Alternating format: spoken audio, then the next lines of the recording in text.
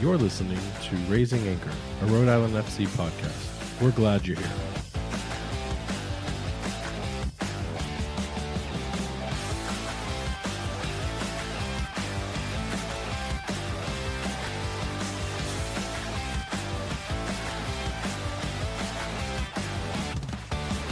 Hello, and welcome to Raising Anchor, your podcast and source for all things Rhode Island FC. I'm your host, Matt Entrican, and with me, as usual, the indelible co-host, Jason Carey. Jason, how you doing?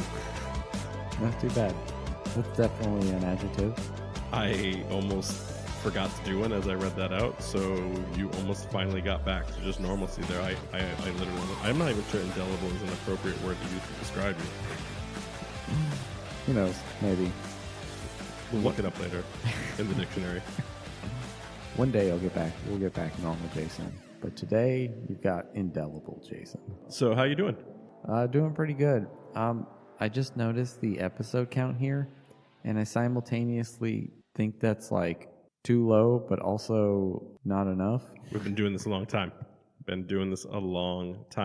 know, it's interesting. There's a couple episodes that the listeners have been alluded to that they'll never hear unless they get on that eventual Patreon, which I don't know if we'll put those on there. I don't even know if we'll do the Patreon yet. But there's also what they don't know is we pre-record for 10 to 30 minutes beforehand. So we've put a lot of miles into these microphones. Yeah, I guess there is a lot of record time that maybe doesn't always make it. Some lost episodes, some little nonsense here, even stuff just during the regular pod that just maybe gets put on the chopping block.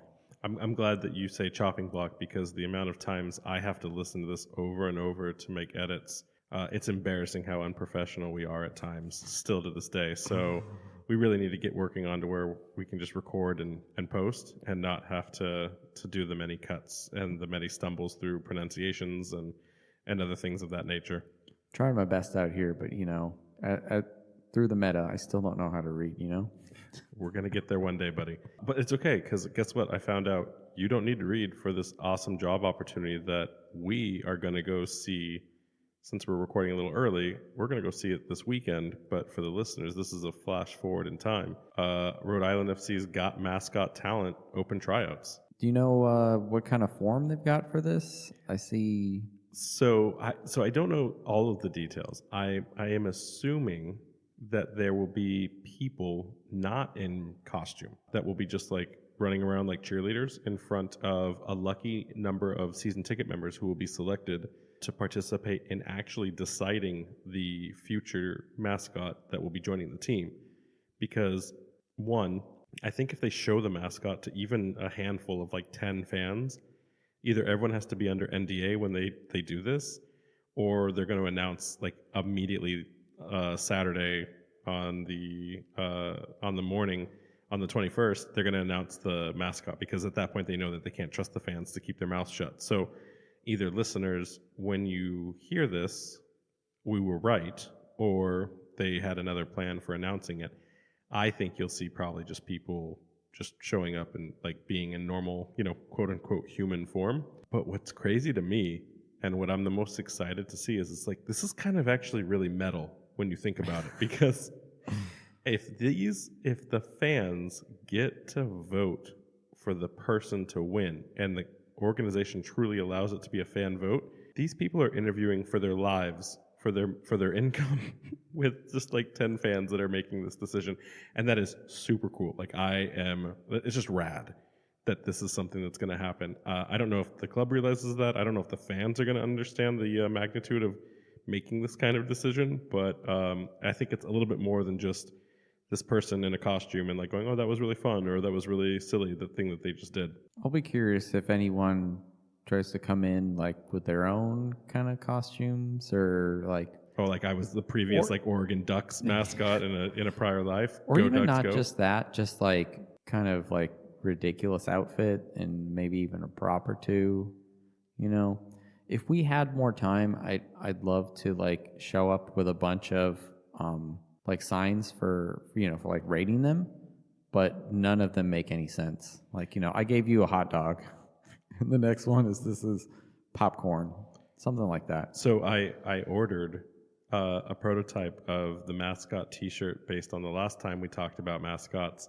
I fully intend to wear that to us Nice. going. Now, we're not going as winners of the mascot trial. We have no vote in this. We're simply covering it as media there for the day. So we just get to observe and share the gospel of raising anchor. But it'll be really interesting to see how this shakes out and what the fans of the club get to do. So for those of you that are like, man, I wish I had to have that kind of responsibility and power. If you're not already a season ticket member, you can't play if you're not in the game. So, making sure that you're one of us and joining that elite group is going to get your foot halfway in the door there. Yeah, one of us. One of us. So I'm really excited. We'll be able to probably talk about it on the next pod because, again, I know the costume. I just don't know if that's what we'll see. So really excited about it. We're getting closer and closer to that announcement. It'll probably already been announced by the time people hear this, but we've got a bunch of partner news and some interesting mystery that we need to talk about in today's. So do you want to get us started with some of the announced vendors and partners that we have with the club? Yeah, so let's jump right into this here. Rhode Island FC is proud to announce the addition of Colette as our corporate partnership family. As we look to open our beautiful stadium in downtown Pawtucket in 2025, it was only natural to partner with a company that has deep roots in Pawtucket, with Colette's global headquarters located there for decades. Colette is a family-owned company with over 600 employees and offices in the U.S., Canada, and Australia. It is the longest-running major tour operator in North America with over 100 years of bringing the joy of travel to its customers. RIFC and Colette have shared mission of positively impacting our community. We look forward to working together to elevate this shared mission. So it's interesting. Colette, I've known about them for a while. In fact, one of the bartenders at the Guild works at Colette and does side hustles as a bartender. I'm assuming Colette pays her well, but it's more of just she was talking the other day about how she has always enjoyed that job. So we had learned about it a little bit earlier than this announcement, but I think it's awesome. It's, again, one of those things where, they're a tour company, but they obviously have connections with travel alignment. And something we haven't talked about yet on this podcast is, what does the future of travel look like for a USL club?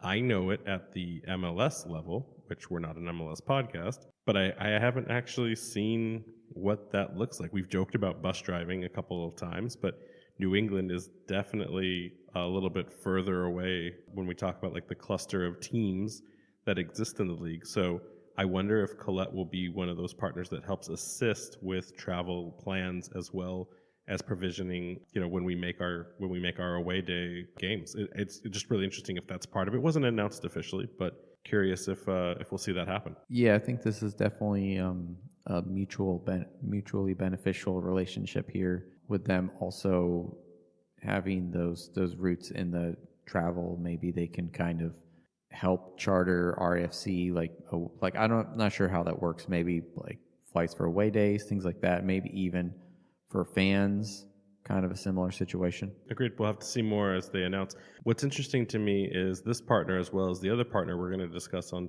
the podcast, is they weren't announced through the normal channels that they've normally been releasing partners as of late. These were released on like their LinkedIn bios, their Facebook page. Haven't actually seen these officially hit the RhodeIslandFC.com site. So curious, does that mean something? Are they lesser partners? We know they're not anchor partners because we've defined what an anchor partner is, but it's just kind of interesting to see what will these partners shape up as. Eventually we'll have some sort of pyramid tier of importance to the organization, and I'm just kind of curious what that shakeup looks like. Yeah, I mean, when you go on a website, sometimes you find the page that has the sponsorships, and you scroll down and there's 26 different companies. I mean, I imagine RFC in some form or capacity is going to have a partnership with a lot of different businesses of various scales, being local or global. So I also wonder too if they, as a old man, I go to websites, but does everyone else still do that? So maybe the traffic data is showing that they're not getting as many hits on there, so they just, throw them out on socials. Maybe eventually they'll get like a roundup post on their website to kind of recap some of them. Maybe it's not like a priority at the moment. Not sure. I agree, and so before we jump into the other partner, because I think there's a fascinating story about how that was announced as well. I think we also need to just address the elephant in the room, which is the mystery millionaire. Ooh, mystery. We kind of have to identify or at least speculate on who we think that'll be. It was recently announced that in a Pawtucket City Council, so not coming from the club directly, that there is a benefactor to Rhode Island FC who has stood up the commitment of funds to successfully guarantee that in case of any kind of emergency or depletion of funds, that the stadium completion is 100% been committed to and signed off on in some sort of legal capacity, per Jeremy Savage, the lawyer that represents the city of Pawtucket, from a council meeting last Wednesday. And what's interesting is this person is like the last line of defense, right? So Brett Johnson is still very much the main priority in terms of guarantor. But with this, quote unquote, bigger fish behind them, they have, the money to support the rest of this development. And I think the person was announced as having like capital, or personal net worth of over $250 million. So they could more than easily handle the short gap of anything that can't be completed for the project. First and foremost, who do we think it is? And do we think it's the mystery entertainer that Brett Johnson had alluded to in a prior interview? Oh yeah, good call. I'm not sure. I think it's interesting now that we've gotten this far along in the project. I wonder if it's kind of piqued some more people's interest when they talk about it. When it's been brought up in the past and you're still kind of building that project, people are kind of like, wait and see. But now that it's starting to materialize and there's actual like tangible stuff is happening, then the guys with the big bucks are coming out like, okay, yeah, let's get this over the line, make it happen. So then, if I remember right, we speculated the mystery suitor that was the celebratory musical artist we said it was Weird Al. So are we gonna double down? Does he have a net worth of $250 million? Is there a website we can go to and just start plugging in calculations on net worth? Because if that's the case, I mean, the article said excess of $250 million, but usually what that means is they have like $251 million, right? Yeah, that's or like close to that. If that doesn't exist, did we just come up with $1 million idea and are sharing it on a public podcast? Possibly. Is that? I mean, it would just. People would do it, honestly. If people spend time understanding what celebrities ate, what they are like drinking, what they wear, they will also want to know how much money they have in their bank accounts. So I feel like this probably exists already. If you just aggregate data from like Wikipedia or something. You're the data guy for this podcast. Why didn't you do the research ahead of time? You're failing me and you're failing our listeners. I had ice cream to eat. Priorities win every time. But having said that, jokes aside, I think this is fantastic. Like you said, it does really shut up anyone that has made complaints or made accusations against the organization in regards to, we're right on the knife's edge of, sure, we can get X amount of dollars, but then that could dry up and then we're right back to being at risk. So I think this is the kind of like slam dunk in all of the development news. I mean, we've seen now posts on the daily of the stadium's accelerated build and design. Someone is now posting either daily or weekly updates since the stadium has started to go vertical. So people are getting into it, and there's nothing but, success from that standpoint. What I do want to make sure for listeners that they can hear is, I thought it was really interesting, the Providence Journal were the group that broke the article, and they reported that the confirmed dollar amount for the stadium project was at $137 million. And a lot of really smart listeners reached out to me and said, hey, like, that number doesn't align with what we've been told. Is that just another adjustment for inflation? I reached out to the club, and the club confirmed they don't know where Providence Journal got that dollar amount from. They have not released any additional numbers publicly to anyone that was the cost. So they don't, it sounds like to me that they don't believe that was reported correctly, but they also were first to admit that It just depends on what would have been shared with someone, and so they couldn't quickly confirm or kind of deny. But their general impression is that the $124 million still remains the accurate piece. I thought that was interesting because like you'd think like right away they would say like, well, yeah, we know what that $13 million is accounted for, so that leads me to think that it is the $124 million stadium cost and not this number that's been injected or boosted up to $137 million. Because, $13 million, maybe that's the player salary. That's the cap we're going to work with, and we're going to be like at MLS level. A lot of times when these numbers get reported on various websites or news articles talking about football, soccer type stuff, they often get like slightly corrected later on. So I don't know if they just got an initial like kind of estimate. I know, but I just love that you casually agreed that we're gonna have $13 million for our roster build when we both know it'll be like $1.3 million. Oh no, we're going all in, baby. We're gonna take out additional loans on the stadium for the players to win the cup. That's how you do it. So yeah, so I'm excited. I think it's gonna be nothing but positive, wins from this moment on. And we've seen a lot of the haters online. They've been getting quiet. The more success we seem to display, the haters kind of keep dropping in decline. So I can say what's really interesting for the position of this podcast is that we have the chance to interview Mayor Grebian. Obviously, he's not going to name names, but maybe he can kind of give some more light. So that'll be exciting to hear. So we've talked about one vendor tonight. We've talked about one partner, I should say, tonight, but I think we have another exciting announcement in our club's partner allocation. Do you want to drop some knowledge on the listeners? Yeah, so we've got a food partnership here. Rhode Island FC and California Taco Shop are teaming up to bring you the best soccer and some seriously tasty Mexican food. I cannot wait for this. California Taco Shop is quickly conquering the state of Rhode Island. They have, I think, like 1 billion shops now in the state.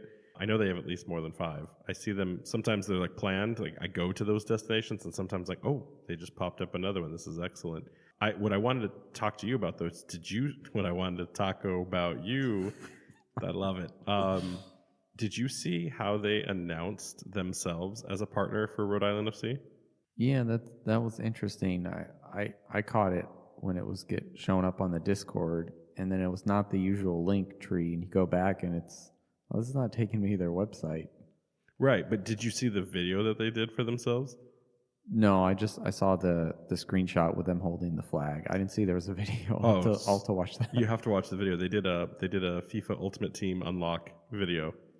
So the badge spun, and then the gold banner came in, and then they did like flavor 99. Deliciousness 99, like tacos 99, and then the California taco guy and the sombrero just popped up on the screen, and it was well done. They already make great tacos, but now they're also making great promos. You can't hate. You can't hate on a vendor that takes their orientation and joining of our club seriously. So I am in. We talked about hot wieners, but you know what? I'm now tacoing about tacoing. A lot of talking about tacos. So I don't want to start a war, but how do you define a taco? I mean, if the strict definition of a taco is, like 2 small tortillas, preferably corn, meat, onions, maybe cilantro, and then from there, I mean, I like to put, the hottest hot sauce I can find on top of that. Like the surface of the sun. Yeah. Like I'll regret my life decisions. Okay. Minus the hot sauce. That's the correct answer. I don't want to start a war. I already got a little too passionate on the Discord. I will say that gourmet tacos and artisan tacos have their place. And if you like those, that's fine. As long as we acknowledge that what you just described is the superior and required OG, and that's the staple. If you're one of the really weird people that thinks the Taco Bell style taco of lettuce, cheese, tomatoes, and sour cream, it's also the shell that's and it's different. In a hard shell. Yeah. Good call. Yeah, catch me in the DMs. We're gonna have some conversation, and you're gonna get banned. That's you can still listen to the podcast, but I'm gonna ban you and everything else. So But we're not going to go any further than that. I will say that I think it is a great play by the club to get a taco vendor. I can't think of another soccer organization that I've been to that had a Latin or Mexican food shop. Like, they have offerings. Like, everyone loves to put crappy nachos in their stadium design, but the fact that we're getting California Taco, heck yes. Do you think this means that we can get California Taco at the game? So that's the weird thing, right? Is they didn't announce that. I don't know if this is just like them feeding the front office and the players, which I hope they don't, because I think if our players are fueled completely by California Tacos, we aren't going to be as competitive as we'd like. But having said that, like, it hasn't been completely announced. It may be a 2025 thing where they set up shop with a what do you call it, an established like vendor station inside the stadium. I've never seen a California Taco like mobile vendor trailer or like food truck. I've never seen those in the wild. Now's Maybe one the time. exists. Right. And so either way, I'm excited. What I'm hoping is they recognize us as the official podcast of the club they're partnering with, and we start getting discounts on tacos. Then we can start our weekly Taco Cast episodes. California Taco, if you want to get sponsored, this is the first sell. Let's talk shop. It doesn't have to be in money. It can be in tacos. But having said that, before we move on, what's your favorite taco? Like meat-wise? I mean, or just... it can be whatever you want, but be careful. This could break this podcast right now. I like their birria tacos. Those are pretty good. Carnitas is pretty good too. You're just saying every word that you can say really like correctly, because I noticed you chose all the ones you can roll your R's on. No, I like carne asada as well. You just are doing this on purpose. Now pick one. Do you like the pastor? Ever since it's been like the popular thing in the zeitgeist to everyone's like, yo, birria, that's, they have it. I'm going to try it. All right, so let's jump on. So anyways, the California Taco, super excited they're coming in. Really, really cool that they're going to be a part of this. Can't wait to find out more about that relationship. But switching gears, got merchandise to talk about, but not in the way we thought we'd be talking about it. So we kind of estimated by now that we'd hear more about the official kit launch, and we'll share a little bit about that at the very end of today's episode. And then we also, for the season ticket members who have been receiving the emails, there was an announcement of a new line of fall merch. But if you look on the website right now at RhodeIslandFC.com, they have a brand new tank top and t-shirt, which do not scream 50-degree temperature to me at all. Well, the worst part of it, too, is the tank top is a women's tank top. Where's my tank top? So what you meant to say is the worst thing for me personally, not to say. Yeah, for me personally. If I can't have it, this is the worst thing in the world. It's not... like you said, it's not the right weather for this anyway. I guess you could layer up with the women's. That's definitely a thing they do more. I mean, you can't layer a tank top. No, I feel like they ordered these, or they forgot that they were in boxes and they showed up late. I don't know. It does not make sense to put these out now. But whatever, that's fine as long as the fall stuff is on time. Better. Yeah. I'm not going to complain. I'm not going to buy either one of those because you guys have seen pictures of us on the social medias now. We don't need to see me in a tank top anytime soon. So having said that, okay, great. And if you want to buy them, buy them. But what I thought was really interesting is one of the listeners had informed me that the Traveler mug, which was one of the first pieces of swag that we got, is already off of the Rhode Island FC website. Now, I can tell listeners, I saw a few in the front office a week ago, 2 weeks ago now maybe. So I guess 5 weeks by the time they hear this. But maybe there might be some leftovers that they can go find if they want to visit the front office shop at their main headquarters. But that tells me also too, scarcity. Things are starting to run out. Yeah, maybe at some point too, we should ask them. I'm curious if, depending on the popularity of some of these things, will some of them come back? Will they maybe look at doing more runs of them, or is everything going to be kind of scarce? Yeah, I mean it's a great question to ask. What is the motivation behind it? In fact, I'll go even further and say, what will be online and like what will be stadium exclusives, because a lot of places too will do a limited run event and bring it only into the stadium where the fans and the people that spend their money, really get access to it. So that's a great thing. We'll have to check in with the club at a later date, closer to the start of the season. Yeah, definitely. I mean, you expect certain things like a jersey. Obviously, once they sell out, they're not going to keep repeating it. But some of these other things, I'd be curious if they're be like staples of the store, or do we kind of expect a seasonal rotation of just if you see something in there and you want it, you should just buy it. Yeah, pull the trigger right away. Don't wait. That's the best line of defense I can say. I will say in merch from across the league, I saw Orange County Soccer had a collab with the Mighty Ducks. So Anaheim is not the Mighty Ducks anymore, and sometimes I forget that they're just the Ducks.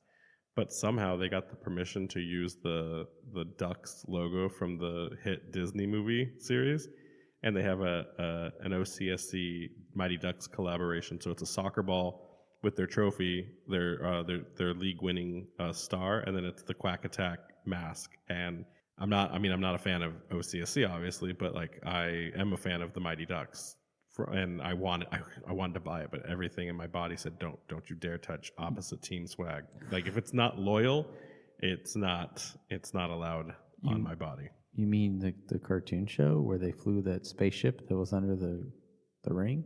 I completely forgot about that until you just said it. So Were they absolutely like yes. aliens? They were alien ducks. And they had like guns that shot pucks? They shot puck guns. Yeah. Yeah. Because you couldn't kill anyone. That's not allowed in Disney cartoons. I actually think of that first every time anyone says the Mighty Ducks. I sometimes You don't think Emilio I don't Estevez say first and forget foremost? the movie, but like it's definitely secondary. That you were the only person. Listeners, does anyone else agree with what Jason just said? I have to know. Like Emilio Estevez is the first person you should be thinking about, and then it should be Goldberg with the knuckle puck, and then it's the Bash Bros. Like I don't know who you are anymore. It didn't stick with me. The movie, sir, there are 3 major movies, and then I think it went into like 10 Disney straight to DVD or VHS at the time films. Maybe I just saw it too late. I'm pretty sure there's more Mighty Duck movies than Rocky movies out there on the planet. So just saying. Probably. But anyways, yeah. So buy the merch when it comes out. So should we jump into player rumors? Want to talk about rumors? Rumors are boiling. So, I mean, at the time of this release, it's going to be a day or two before tryouts. And then allegedly it should be a day or two before some big announcements come around the kit reveal on top of that. So this coming week from where we're recording is big news. So having said that, I feel confident we can start getting a little bit more fun with some of the speculation. We know that there are USL club players that have been signed, and we know that we've already mentioned on a previous episode that they've been attached to clubs that are still in their winning parts of the season. Now, granted, when you're hearing this, we're in the finals this weekend. But having said all that, we haven't talked about any other kind of players with the exception of that international coverage that we shared. So we've been doing some digging, and we've been reaching out to some of our contacts that we've been making outside of the league. And I think it's kind of a fun exercise to talk about a player we've heard potentially attached to Rhode Island FC. And that is one Yuri Russell. So, Jason, what can you tell listeners about Yuri Russell? Well, so he's been around MLS, and he's also played in the Portuguese league. I've seen him play a few times myself. I would describe him as like almost like a true central midfielder in the sense of like I don't see him. He's not only defensive midfielder, and he's not really only a attack. Like kind of like maybe a jack of all trades, master of none. He's originally from the Barcelona academy. He spent some time in the Portuguese league. He's got an MLS Cup. Who did he win the MLS Cup with? He spent some time in Sporting Kansas City. Wait, Kansas City hasn't won since 2011, 2013, 20... I don't remember, to be honest, but I know he's so in MLS. He's played for Sporting Kansas City, Orlando, who hasn't won, and currently he's playing for the Galaxy. The Galaxy haven't been good since Since Bruce Arena? Yeah, since Bruce Arena. So it's not with them. So yeah, he had to have won it with Kansas City. Interesting. I've seen some of his games. I always like to watch the Galaxy versus LAFC El Trafico because I think it's one of the best games in MLS every season. And I've seen him play. It seems like on that roster he is being positioned more as like a CDM. So you're saying he's naturally more of a box to box standard central midfielder? So he's listed as a CDM. It's just the few times I've seen him play, it's just me. I just don't get the impression. I don't see him as a defensive midfielder very much. That's just me. Okay. So do you think from what you've seen, do you think he fits, this possession style play that coach kind of has alluded to in both his interview and what we've heard from his style of tactics from others around the league? Potentially. I think Greg Vanney likes possession, so that's what he's got the Galaxy over there doing. So I think that, he potentially could be a solid pickup. Yeah, I think that if this is what coach is going after, the age is right to get, a couple of years out of someone who would be a quote-unquote veteran of the league. I think that gives him some working depth to choose, a CM or a CDM style of whatever he needs to fit the cog and pieces in his wheelhouse. And I think it makes total sense. Do you by any chance know his salary charge at MLS? I know that they announced those around this time. Do we know? Can you pull that up? So reports here are saying he maybe makes close to $500K. There's no way he would get paid that at USL. So is he now in the unwind of his career to where he'd take? I mean, I don't even six figures. Is that something we would offer a player like that? Yeah, that I don't know. I mean, at the end of the day, this is just rumor, speculation. So, I don't know where his headspace is, what he wants in his career. He's 31.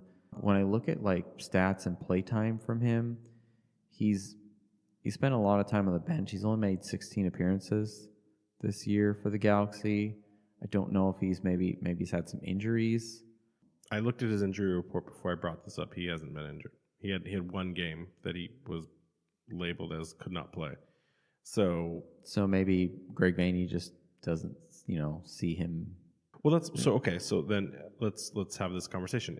If he is making $500,000 to have 16 appearances, and he's not really playing total minutes, he's probably not coming back to the club. For that price tag, I feel like you could get a better bench warmer at a minimum salary charge if you're that team. So now you have to ask, in his career, would he step down and take $75,000 for the chance to continue playing, or does he say I'm not going that low?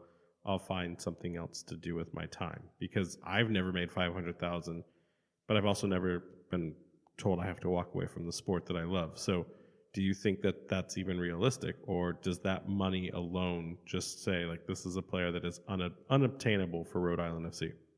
I wonder, maybe he might have one or two more suitors in the MLS that he could get another year or two at that high end salary before if he decides to come play in the USL at some point, before he makes that. So it's more of a gradual drop. I don't think we would take veterans that are that old at that kind of drop. I feel like it's either kind of a now or never. Do you want to play? Do you want to put a year of hard effort in to show someone else that you can compete and you need to get back up and make even more money? Or do you just take that, whatever you can get, and ride the bench to retirement kind of effort? I don't know if I agree with what you just said. Well, yeah, I guess it's maybe a now or never, but at that point, I would say probably never then. I don't know. It's hard to say because that's such a big drop off. And from what we understand from the USL, there's not a lot of players making six figures. Agreed. And that's the beauty of speculation is would Yuri Russell do that? And I wouldn't drop if I thought I could get a contract, a bigger bag, even sitting on the bench, At some point, it's like, what do I do about the next chapter of my life? And having that money is important. If he's already won an MLS Cup, even if that was riding the bench or being a part of a youth academy, if it was 10 years ago, he's got that. He can say that. He's been a champion then. So it'll be really interesting. But I'll be really curious if there's fire behind the smoke of this rumor. We'll have to get some sort of like rating scale eventually on player rumors and acquisitions so that we can give listeners kind of a grade on where we think, how serious of a rumor this is. If I were to start it now on like a 1 to 5 star, I would definitely put this as like just 1 star, because one, I don't want to share any of the 4 or 5 stars that are probably happening and then spoil it for the club. But I would put this at a 1 to 2 star potential rumor confirmation at this point. Yeah, I guess the one thing I think that's important for players as they start to get older, maybe it would be contract length too. If we were to offer him maybe more than 1 year, maybe even at a significantly less salary, maybe that might be something he would be interested in. I feel like you said, it's I don't know what his mindset is. That's kind of the key here. I feel like he would have to shop around, see what clubs would pick him up, and then if no one came knocking, he'd like look over and be like, okay, I'll go home with you tonight.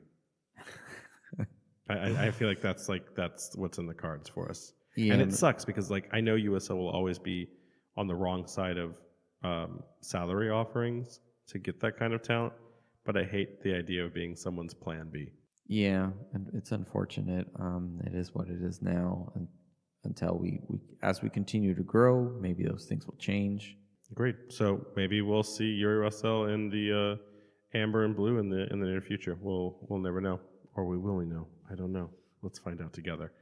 But let's switch gears, get out of this player rumor and get to something we know we can talk about and can confirm. So we had a really great question from one of the listeners about what do broadcast rights look like and what do the permissions of broadcast rights look like. So I don't even think the club knows that we know this, so that they'll be hearing this for the first time.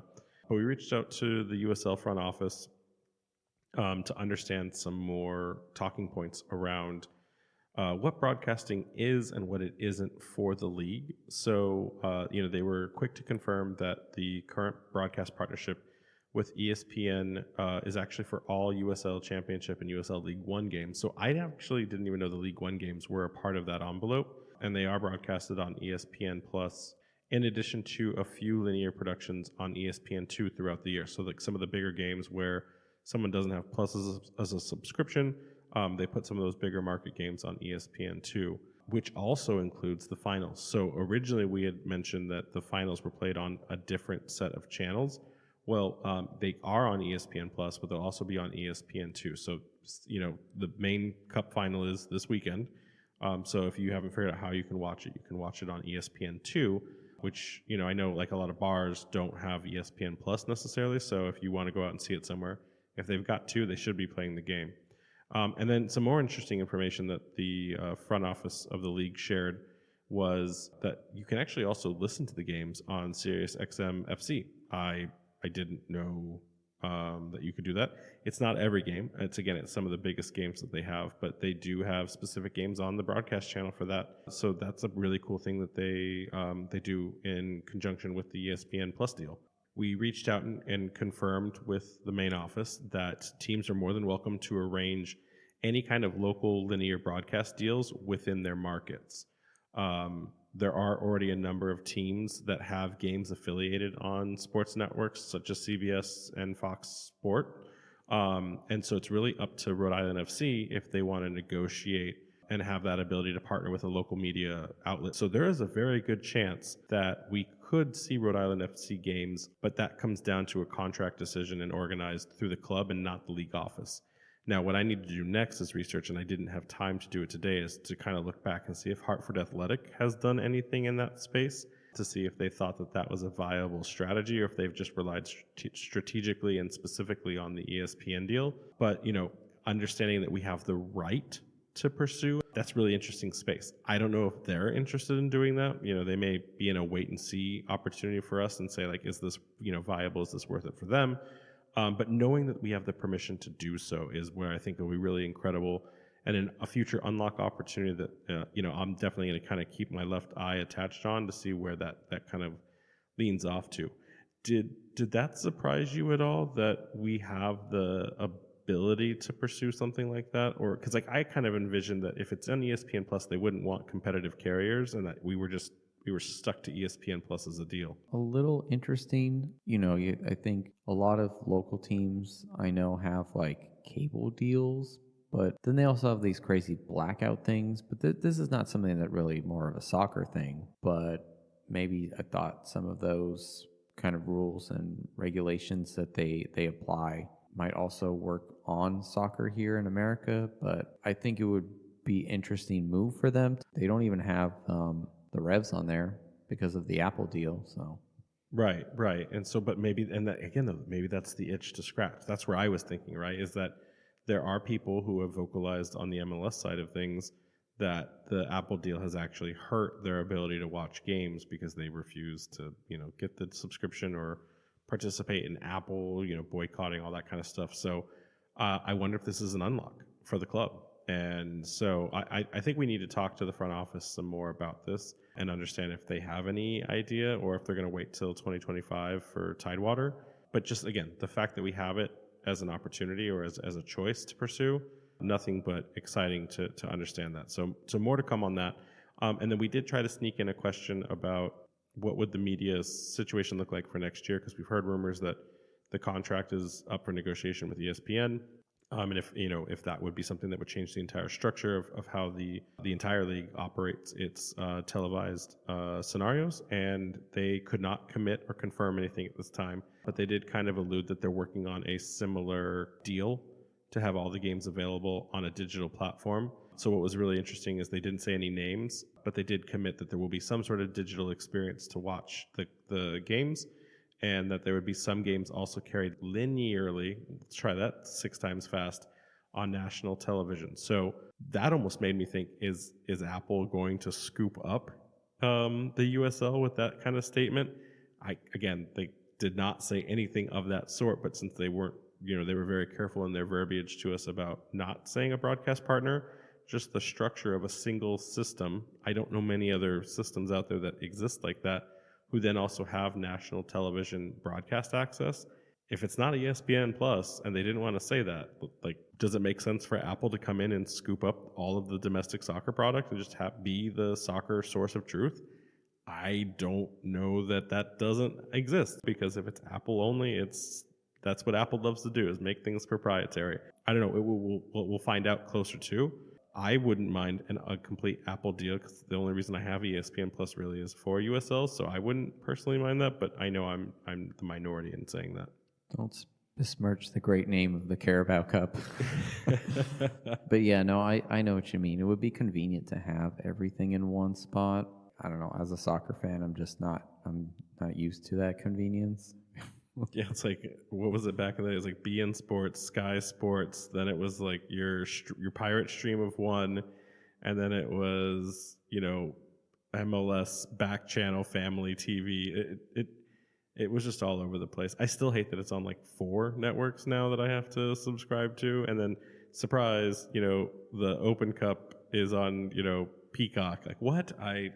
I don't know, but it'll be really interesting to see what happens with the rest of these deals. So more to come on that. But for now, as we've said it, that's the current truth. And I feel like they wouldn't have given us that information about pursuing local broadcast rights if they were about to make a major market change in limiting all of that off. So my guess is it's not Apple. Yeah, it's more likely that they're just kind of ironing out the details there, and they just don't want to commit, because who knows what happened.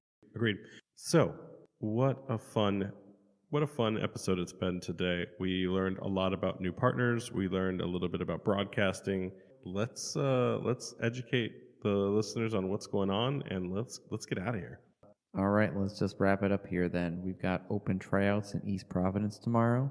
Then on Sunday here, we have the Rhode Island Interscholastic League Soccer Championship. So we got girls on Saturday and then boys on Sunday. Yeah, it's a whole weekend thing. So some people are going to be stuck watching open tryouts, and some people are going to be stuck watching children play. And when I say stuck, I mean supporting the club. But, let's be honest, our grassroots people, they have to work the weekends. It's not all sunshine and roses for that group. So yeah, so on top of that, they've also revealed that with the kit reveal being extended a little bit further out, that's more than likely going to be exclusive to season ticket members with no cap at this point. So if you're a season ticket member, you can attend the party for that kit reveal, and if you're not a season ticket member, you can't come. So why not become a season ticket member today? And you can still do that by buying season tickets by emailing tickets@rhodeislandfc.com or calling 401-955-7432.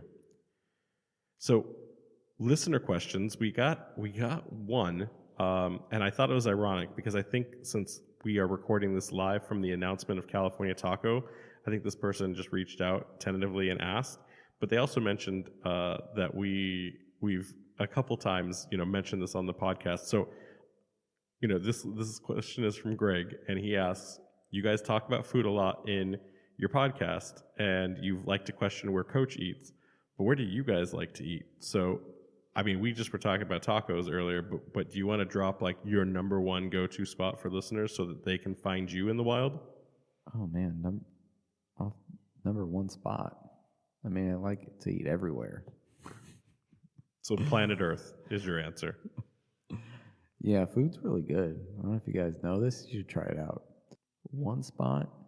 Do you have a place you want to?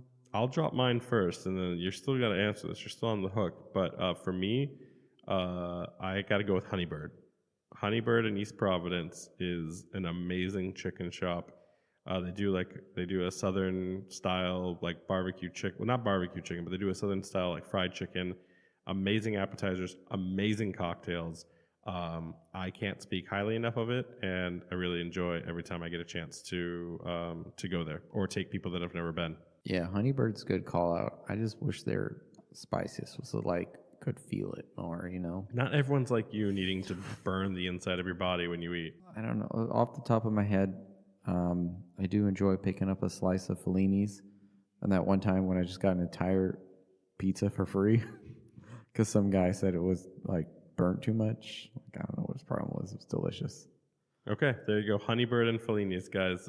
One's a safe answer, one's a crazy answer. I'll let you decide which one is which. I'll save everyone the trouble of a merch plug tonight. However, there are some new things in the shop. Go check them out. Massive shout out to some of the listeners who have been making donations. We got a huge donation to the podcast. It was such a big donation, I'm afraid of saying it because it will either make listeners intimidated that they can't give that much money, or they'll think that, well, they've gotten such a big donation, they never need more. So I'm just going to say thank you to those that you have done it. If you want your name shared, send a comment into the website so that I know you feel comfortable with that. And if you guys want to say anything, we'll read it out as long as it's PG-13. We'll read it out on the podcast as part of the donation effort. So again, thanks for all the support and love from the listeners. We've got some exciting interviews coming down the road. Paul Byrne, for the general manager of the Tidewater and the temporary stadium at Bryant, we'll be bringing him on soon. And then we're still working with the communications team at Rhode Island FC to get Brett Johnson and Mike Parkhurst coming to you soon. So on that note, Jason, where can listeners find us? All right, guys. I need to start practicing my dance moves because we have a TikTok now. That's what people do on there, right? I mean, that's what women do on there. I don't usually see men dancing on there. It's just women. Well, that's sexist. Everybody can dance. All right, we've got TikTok at RIFC Podcast. We have Twitter at RIFC Podcast as well. Threads at RIFC Podcast. Notice a trend here. We've got Instagram at Raising Anchor. Oh, we just broke it. Hey, fun fact. The Instagram, we also own the at RIFC Podcast. So there is one picture there that sends you to the real one. If that breaks, we've got it covered, but we do use the Raising Anchor. One day we'll get all of it and we'll just say, hey, Raising Anchor, find us. And then also there's that website you can check us out on, www.raisinganchorpodcast.com. What a crazy day. What an episode. Anchor's up. Anchor's up.